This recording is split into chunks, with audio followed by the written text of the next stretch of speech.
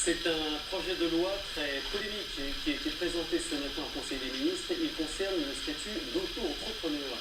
Le point le plus contesté est celui du seuil maximum de chiffre d'affaires. Le gouvernement voudrait le baisser et ça déclenche la colère de ceux qui se sont surnommés les poussins.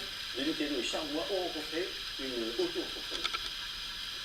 À 20 ans à peine, sitôt obtenu son diplôme en esthétique et cosmétique, Alice a choisi de devenir auto-entrepreneur. Et cela lui a réussi.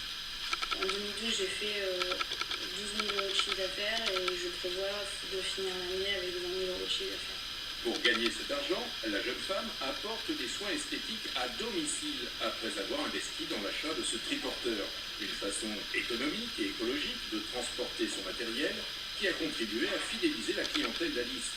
Mais le projet de loi sur les auto-entrepreneurs présenté aujourd'hui l'inquiète, car si aucun chiffre n'a encore été donné, la ministre de l'Artisanat continue de militer pour l'abaissement du plafond du chiffre d'affaires des auto-entrepreneurs. Et pour la prestation de service, ce plafond pourrait passer de 32 600 euros aujourd'hui à peut-être 19 000 euros demain.